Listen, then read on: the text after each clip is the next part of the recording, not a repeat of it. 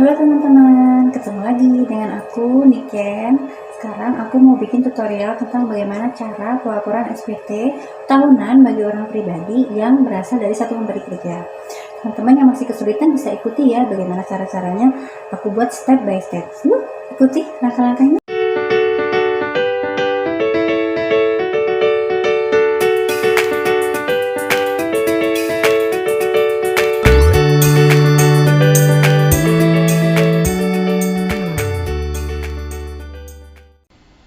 Nah, pertama-tama teman-teman siapkan dulu ya bukti potongnya. Ini contohnya ada bukti potong A2 jika teman-teman adalah ASN. Kalau teman-teman swasta berarti A1 ya. Kita siapkan dulu, baru kita lihat di Google. Kita ketikkan DJP online. Nah, di yang pertama tuh yang muncul, kita klik DJP online pajak, akan muncul halaman seperti ini teman-teman. Nah, di halaman ini kita disuruh login NPWP kita dan juga password. Gimana sih kalau kita misalnya lupa password kita? Jangan khawatir, teman-teman bisa klik lupa password. Kita masukkan dulu NPWP kita dan EVIN. EVIN ini nomor yang dikirimkan di email kita saat mendaftarkan pajak, mendaftarkan NPWP, maaf. Lalu kita bisa isikan di email kita. Jika memang kita mau merubah password kita, ubah password. Setelah itu kita akan diarahkan masuk kembali ke halaman e-filing. Setelah masuk di beranda e-filing, kita bisa klik di menu pelaporan. Nah, pelaporan ini kita klik yang bagian e-filing. Kita klik yang e-filing. Setelah itu kita lihat di situ ada draft yang sudah pernah kita buat di tahun sebelumnya.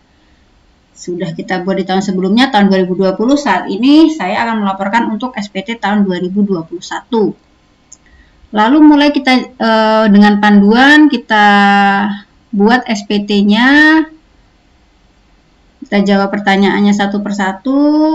Apakah kita merupakan orang yang memiliki pekerjaan bebas? Tidak. Lalu setelah itu kita masuk ke tahun berapa sih SPT yang mau kita buat, 2021, dan statusnya normal, bukan pembetulan ya, karena kita baru pertama kali memasukkan untuk tahun 2021. Oke, kita masukkan daftar pemotongan yang tadi ada di bukti potong. Kita tambahkan, diklik tambah, di situ sebelah kanan atas ada daftar pemotongan atau pemungutan. PPHOP. Setelah itu kita lihat bukti potong kita masukkan pasal 21 atas pegawai ya. NPWP pemotongnya ada di bukti potong. Nama pemotongnya nanti akan langsung tergenerate setelah kita masukkan NPWP pemotong penghasilan kita. Bukti potongnya nomornya kita masukkan, tanggal pemotongannya juga, lalu jumlah yang sudah dipotong.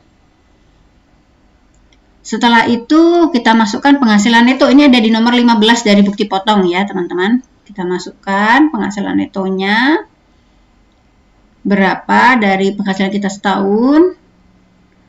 Setelah itu apakah kita memiliki penghasilan dalam negeri lainnya, misalnya jualan atau penghasilan lainnya, hibah seperti itu.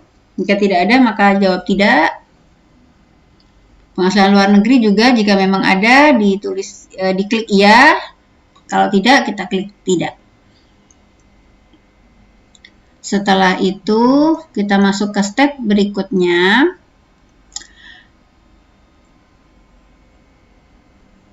Penghasilan yang tidak termasuk objek pajak apakah ada? Jika ada maka klik iya. Pilihannya ada di bawah ya teman-teman, diisikan di bawahnya jika memang ada. Daftar-daftar yang termasuk penghasilan bukan objek pajak ada di bawahnya, bisa diisikan. Lalu apakah teman-teman punya penghasilan yang bersifat final? Nah, final ini biasanya kayak misalnya honor teman-teman, honor-honor atau uang makan seperti itu yang kita dapatkan tiap bulan, itu sudah dipotong final oleh bendahara kantor kita. Tinggal kita tambahkan saja, bukti potongnya biasanya terpisah dari bukti potong yang tadi kita persiapkan. Bukti potongnya biasanya per bulan, nanti kita jumlahkan. Jika iya maka klik tambah.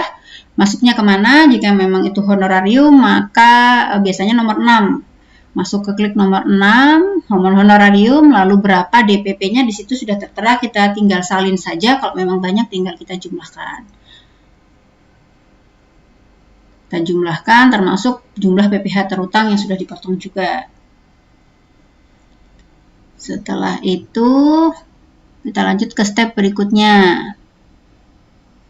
Tentang harta, jika memang ada harta yang sudah diinput di tahun lalu, kita tinggal klik saja harta tahun lalu, kita akan melihat yang sudah kita input tahun lalu. Jika memang ada penambahan, kita tambahkan, jika memang ada yang sudah dijual, maka kita hapus. Seperti itu. Jika memang menginput, caranya input, kode hartanya nanti ada tanah, ada kendaraan atau apa, kita tuliskan di situ. Nama hartanya, tahun perolehannya tahun berapa, harganya waktu membeli berapa, keterangannya kita isi milik sendiri atau atas nama keluarga, seperti itu ya. Setelah itu kita masuk step berikutnya, kita simpan. Lalu terkait utang, jika memang tidak ada utang, maka klik tidak. Jika memang ada, klik iya dan generate dari tahun sebelumnya. Biasanya kalau memang sudah ada di tahun sebelumnya akan muncul, teman-teman. Lalu tanggungan. Nah, tanggungan ini sangat menentukan ya, karena penghasilan kita itu dipotong penghasilan tidak kena pajak. Penghasilan tidak kena pajak ini tergantung berapa jumlah tanggungan kita, dan yang bisa ditanggung itu maksimal 3, teman-teman ya. Bisa anak kandung, bisa anak angkat, atau orang tua yang memang termasuk dalam tanggungan dalam bukti potong kita. Kita lihat di bukti potong kita tadi ya, ada berapa sih tanggungan yang dipotong dalam penghasilan kita. Lalu kita input nih, siapa aja tanggungan kita, nama anak misalnya, terus NIK-nya berapa, hubungan keluarga anak, kerjaannya pelajar atau belum sekolah atau sudah sekolah, seperti itu. Di input. Setelah itu, kita masukkan satu-satu ya, kalau memang banyak ya, ada 3 misalnya, kita masukkan satu-satu.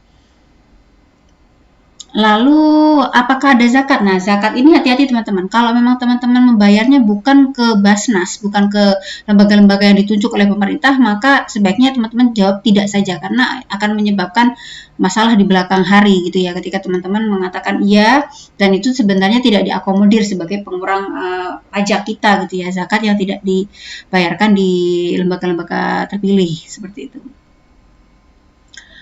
Lalu kewajiban kita, nah ini juga kita sebenarnya kalau pegawai tinggal lihat aja di bukti potong kita. Di bukti potong kita itu dalam tahun 2021 itu statusnya kawin atau tidak. Gitu. Walaupun kita menikah sekarang misalnya, tapi di tahun 2021 ternyata belum gitu ya, belum menikah, maka tetap yang dipilih adalah tidak kawin. Harus sesuai dengan bukti potong, karena kita melaporkan sesuatu yang lampau ya, atas penghasilan kita di tahun 2021. Kita pilih tidak kawin kalau memang belum menikah.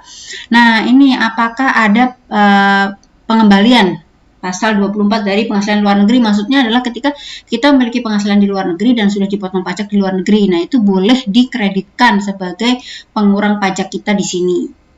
Tadi kan di awal kita sudah menginput penghasilan luar negeri ya teman-teman, kalau memang ada. Dan kalau sudah dipotong maka dimasukkan di sini sebagai kredit pajak ya. Nah, pasal 25 ini misalnya kita memiliki usaha dan kita tiap bulannya sudah menyetor pajak atas pendapatan kita gitu. Kita sudah menyetor pajak dari Januari sampai Desember, maka dimasukkanlah di pasal 25. Ini nanti juga akan menjadi kredit pajak atau pengurang pajak di akhir tahun. Kalau tidak ada maka isi 0 saja ya, kalau memang kita hanya pegawai biasa.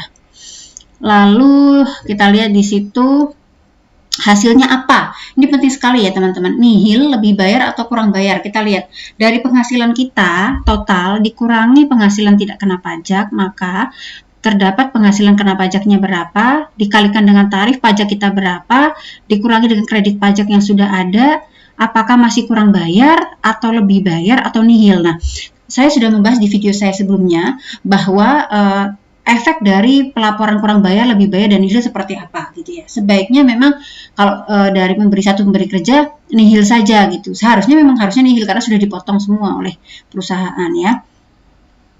Lalu kita tinggal proses kurang bayar atau lebih bayarnya. Untuk yang lebih bayar kurang bayar ini statusnya nihil ya. Kalau misalnya ada kurang bayar nanti bisa ditanyakan di kolom komentar kalau memang mau bertanya kepada saya lebih lanjut ya. Bagaimana sih cara pembayarannya kalau memang ternyata kurang bayar seperti itu ya. Termasuk yang lebih bayar gimana sih caranya gitu ya. Kalau yang lebih bayar apakah langsung masuk ke rekening kita atau seperti apa uang lebih bayarnya? Nah, nanti bisa ditanyakan ke saya. Nah, selanjutnya kita tinggal klik setuju. Kita baca dulu pernyataannya. Kita klik setuju dan klik selanjutnya. Kita lanjutkan ke step berikutnya. Nah, kita lihat tuh ya, tahun 2021 normal, statusnya nihil, kita tinggal klik untuk kirim. Nah, cara pengirimannya itu dengan meminta token ya. Tokennya kita klikkan, nanti akan di email ke kita atau di SMS ke nomor yang sudah terdaftar dalam akun Evelyn kita. Kita tinggal saya waktu itu milih untuk ke email ya, jadi tinggal masuk ke email, ternyata sudah ada kode verifikasi 7D1131, tinggal saya masukkan saja ke kolom token, lalu sudah terkirim. Nah, jangan lupa ya, klik puas atau tidak puas. Sebaiknya kalau memang memudahkan ya kita klik puas saja ya teman-teman. Lalu kita akan mendapatkan BPE atau bukti penerimaan elektronik. Ini harus disimpan sebagai bukti bahwa kita sudah melaporkan pajak. Ini akan lebih mudah, kenapa? Karena sudah di email ke email kita, jadi otomatis tersimpan, kecuali teman-teman delete ya dari email teman-teman. Nah, kita masuk lagi ke Evelyn yang tadi sudah tertera tuh di tahun 2021 kita sudah melaporkan pajak kita. Nah, seperti itu ya teman-teman ya, tutorial dari saya semoga membantu, dan jika memang ada yang mau ditanyakan bisa ditanyakan langsung di kolom komentar. Terima kasih.